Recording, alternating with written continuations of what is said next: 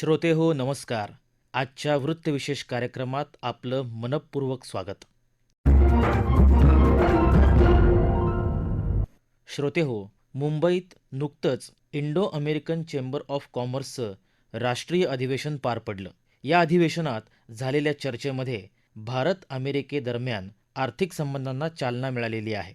राज्याचे मुख्यमंत्री देवेंद्र फडणवीस आणि भारतातील अमेरिकेचे राजदूत सर्जिओ गोर यांच्या प्रमुख उपस्थितीत या अधिवेशनाचं उद्घाटन झालं. बदलत्या जागतिक समीकरणाच्या पार्श्वभूमीवर तंत्रज्ञान, पायाभूत सुविधा आणि उद्योग क्षेत्रातील दोन्ही देशांची भागीदारी कशी वाढणार यावर या संमेलनात मंथन झालं.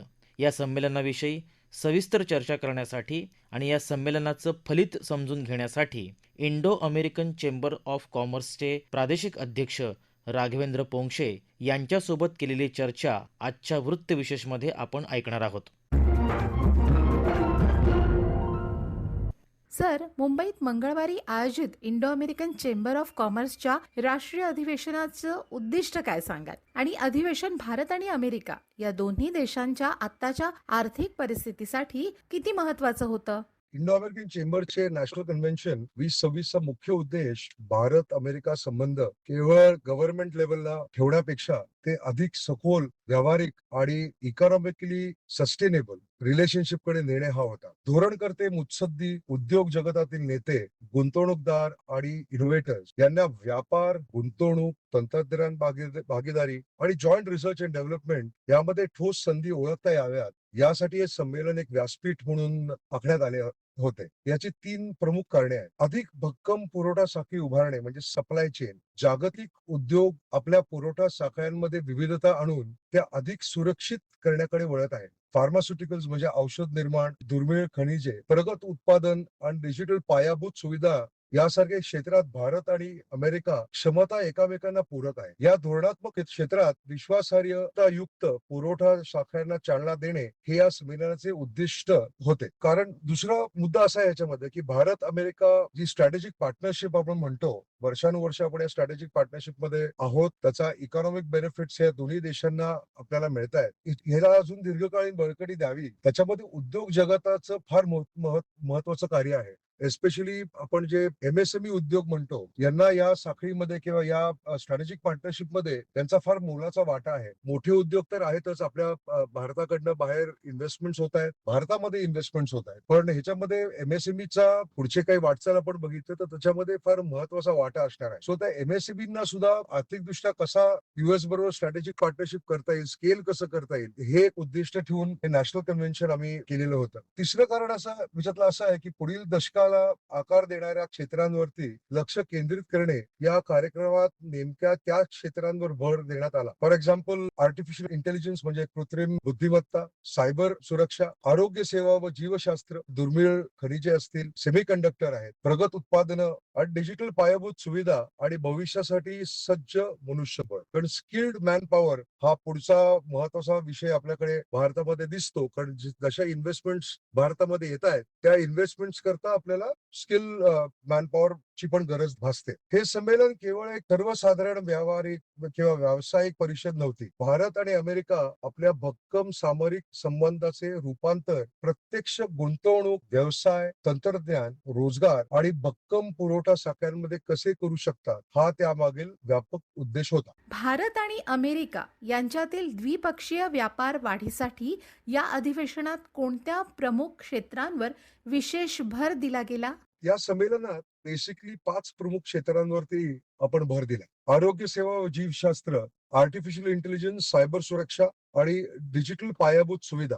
तिसरं म्हणजे दुर्मिळ खनिजे, सेमीकंडक्टर आणि प्रगत उत्पादने.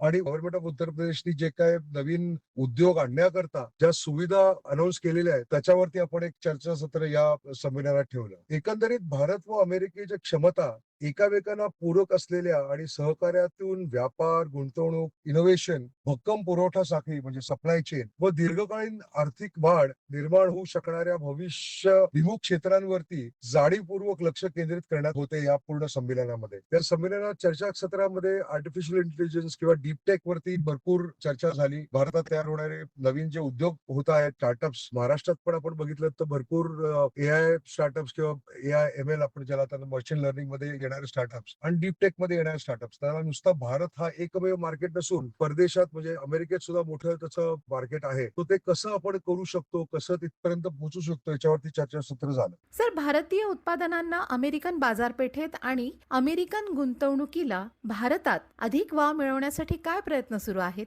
भारतीय कंपन्यांना इंटरनॅशनल पार्टनरशिप्स मध्ये आणि सप्लाय चेन मध्ये आपल्याकडे इथे बॅकएंडला चांगलं पायाभूत सुविधा आणि चांगली सप्लाय चेन उभी करता येईल. भारतात अधिक अमेरिकन गुंतवणूक यावी हा सुद्धा एक याच्यातला मुद्दा होता. कारण जशी गुंतवणूक येते तशी टेक्नॉलॉजी पण आपल्याला उपलब्ध होते. आता नवीन जसं आपण मगाशी म्हणलं की हेल्थकेअर अँड लाईफ सायन्सेस मध्ये हेल्थकेअर एस्पेशली जिथे आपल्याला नवीन उत्पादने हवी आहेत किंवा नवीन टेक्नॉलॉजी हवी आहे, ती जशी गुंतवणूक येईल तशीच नवीन टेक्नॉलॉजी आपल्याला उपलब्ध होऊन जाईल भारतीय कन्झ्युमर्सना सुद्धा. किंवा आपण जे काय आता आपल्याकडे इनोव्हेशन करतो आहोत किंवा आपल्याकडे आपण इंटेलेक्च्युअल प्रॉपर्टी डेव्हलप करतोय, याला जॉईंट डेव्हलपमेंट मध्ये पण आपण नेऊ शकतो. जसं भारतात उत्पादन करू, भारतात त्याचं विक्री करू, तशीच इथे उत्पादित केलेली उपकरणे किंवा प्रोडक्ट्स ही आपण अमेरिकेला एक्सपोर्ट पण करू शकतो. तो हे पण एक उद्दिष्ट आम्ही या संमेलनात ठेवलं होतं. थोडक्यात IICC एक द्विमार्गी व्यावसायिक कॉरिडॉर उभारण्याचा प्रयत्न करत आहे. भारतीय कंपन्यांना अमेरिकेत प्रवेश व वाढीस मदत करणे, तर अमेरिकन कंपन्यांना भारतात गुंतवणूक, उत्पादनं आणि तंत्रज्ञान व पुरवठा साखळी भागीदारी उभारण्यास प्रोत्साहित करणे, असा मार्ग इंडो अमेरिकन चेंबरने तयार करण्याच्या दृष्टीने काम चालू केलेलं आहे आणि गेली 50 वर्ष आम्ही हेच करत आहोत. आमचा पुढील प्रश्न हा आहे की लघु आणि मध्यम उद्योगांना या सहकार्याचा कसा आणि कितपत फायदा होणार आहे? दरवर्षी Indo American chamber of commerce दरवर्षी भारतातनं MSMEचं डेलिगेशन हे अमेरिकेला घेऊन जातं आणि तिथे B2B मीटिंग्स किंवा विविध तिकडच्या चेंबर्स ऑफ कॉमर्सना भेटणं आणि त्याच्यातनं रिलेशनशिप्स किंवा B2B अरेंजमेंट्स कशा करता येतील याच्यावरती प्रामुख्याने भर देतं. Indo American chamber of commerce मध्ये सुद्धा आपण जर आमचे मेंबर्स बघितले तर तेही प्रामुख्याने MSME आहेत. मोठे उद्योजक, मोठे उद्योग तर आहेतच, पण MSME हा सुद्धा एक मोठा घटक आहे आणि त्यांच्या दृष्टीने हे जे मगाशी मी 5 एरियाज ऑफ कॉन्सन्ट्रेशन म्हणलं की जिथे जसं लाईफ सायन्स आहे, हेल्थकेअर आहे, आर्टिफिशियल इंटेलिजन्स आहे, डीप टेक आहे किंवा प्रगत उत्पादनं आहेत, यामध्ये जे काम करतायत, करू इच्छित आहेत, त्यांच्याकरता आपल्याला प्लॅटफॉर्म कसा डेव्हलप करता येईल हा एक पहिला उद्देश. गुंतवणूक अमेरिकेतनं या एरियाजमध्ये MSMEs बरोबर जॉईंट व्हेंचर्स असतील किंवा टेक्नॉलॉजी ट्रान्सफर थ्रू आपण काही गुंतवणूक आणू शकतो का, एकत्र काम करू शकतो का, त्याचा MSMEsना टेक्नॉलॉजी करणं किंवा एक्सपोर्ट्सद्वारे कसा फायदा होऊ शकेल ह्याच्यावरती प्रामुख्याने फोकस होता. येत्या काळामध्ये आता जर नंबर्स बघितले तर MSMEचे एक्सपोर्ट्स वाढणार आहेत असं दिसत आहेत आणि MSME हे अमेरिकेमध्ये सुद्धा तिकडच्या MSMEs बरोबर एकत्र काम करून चांगल्या पद्धतीने उद्योग वाढू शकतील असं दिसतं. भारत अमेरिका संबंध हे 21व्या शतकातील एक महत्त्वपूर्ण आणि निर्णायक भागीदारी म्हणून उदयास येत आहेत आणि या भागीदारीच्या पुढील टप्प्यात केंद्रस्थानी राहण्याची महाराष्ट्राची इच्छा आहे, असं मुख्यमंत्री देवेंद्र फडणवीस आपल्या भाषणात म्हणाले आहेत. काय सांगाल त्याविषयी? मला वाटतं की मुख्यमंत्र्यांचे निरीक्षण विशेष महत्वाचे आहे, कारण ते भारत अमेरिका संबंधांचे जागतिक महत्व महाराष्ट्राच्या स्वतःच्या आर्थिक महत्वाकांक्षांशी जोडते. भारत आणि अमेरिका पारंपरिक व्यापाराच्या पलीकडे जाऊन सहकार्याच्या एका नव्या टप्प्यात प्रवेश करत आहे. IICC संमेलन मगाशी म्हणल्याप्रमाणे जे 5 विषय आम्ही घेतले होते, लाईफ सायन्सेस असेल, हेल्थकेअर असेल, आर्टिफिशियल इंटेलिजन्स असेल, सेमीकंडक्टर असतील, प्रगत उत्पादने असतील आणि सप्लाय चेन असेल, ही द्विपक्षीय आर्थिक सहकार्याची पुढील पिढीसाठीची महत्वाची क्षेत्रे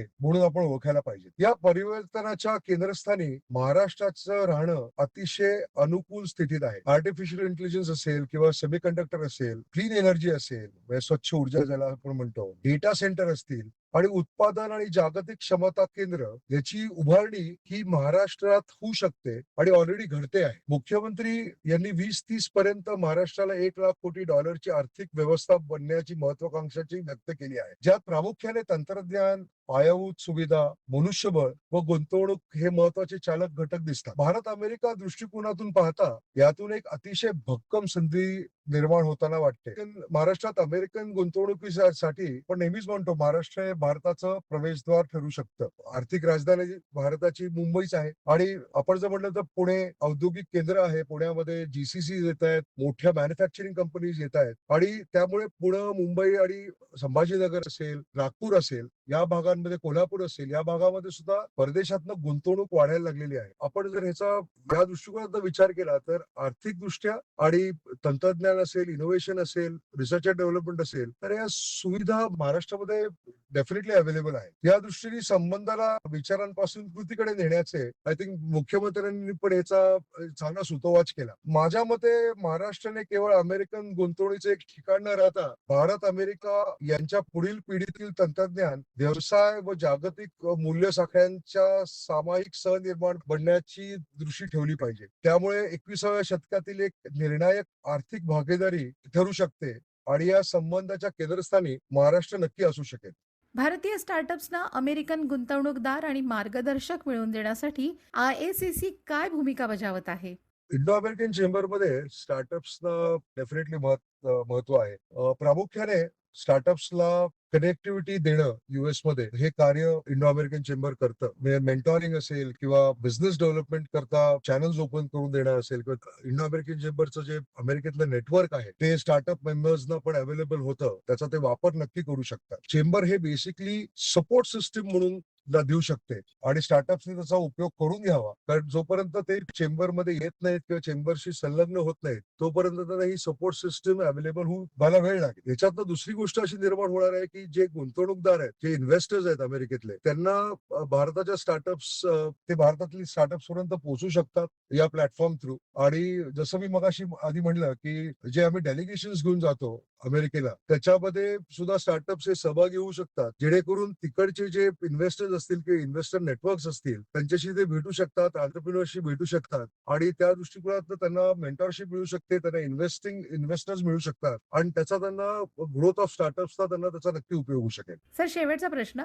भारत आणि अमेरिकेचे व्यापारी संबंध येणाऱ्या काळात कोणत्या एका नव्या उंचीवर पोहोचतील असं तुम्हाला वाटतं? मला असं वाटतं पुढे पाहता भारत अमेरिका व्यापार व आर्थिक संबंध अधिक सखोल, विविधतायुक्त आणि टेक्नॉलॉजी ड्रिव्हन असे होतील. सध्याच्या संबंधांचे रूपांतर अधिक भक्कम व्यावसायिक, टेक्नॉलॉजी ड्रिव्हन, संस्थात्मक सहकार्य याकडे जातील. Life sciences, health care, artificial intelligence, semiconductors, दुर्मिळ खनिजे, प्रगत उत्पादन आणि प्रामुख्याने सप्लाय चेन ही सर्वाधिक क्षमता असलेली क्षेत्र दिसतात. या क्षेत्रात दोन्ही देशांची क्षमता परस्पर पूरक अशी दिसते आणि आय थिंक या कन्व्हेन्शन मधनं गुंतवणूक आणि भागीदारीची व्यावहारिक संधी शोधल्या जातील असं दिसतं. IACCचा दृष्टिकोन हा संबंध अधिक द्विमार्गी बनवण्याचा आहे. अमेरिकन कंपन्यांना भारताच्या वाढीत सहभागी करून घेणे, तर भारतीय उद्योगांना अमेरिकेत गुंतवणूक, टेक्नॉलॉजी डेव्हलपमेंट असेल किंवा टेक्नॉलॉजी ट्रान्सफर करून घेणे भारताकडे आणि त्यांच्या उद्योगाचा विस्तार करण्याकरता मदत करणे असं राहील. केवळ जास्त व्यापार नव्हे तर नवी गुंतवणूक, टेक्नॉलॉजी पार्टनरशिप्स असतील, नवीन इन्व्हेस्टमेंट्स असतील, मॅन्युफॅक्चरिंग मधली स्केलेबिलिटी असेल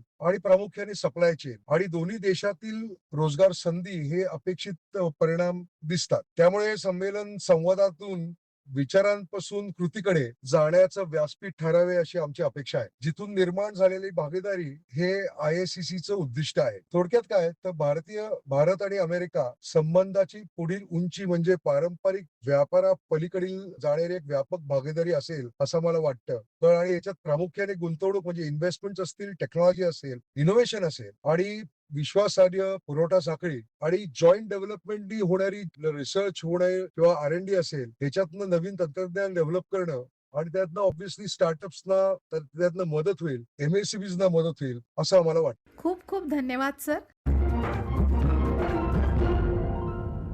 श्रोते हो, आपला वृत्तविशेष हा कार्यक्रम आपण न्यूज ऑन AIR या ॲपवर लाईव्ह ऐकू शकता आणि तसंच आमच्या मुंबई एअर न्यूज या यूट्यूब वाहिनीवर कार्यक्रमाचं ध्वनिमुद्रण आपल्याला कधीही ऐकता येईल.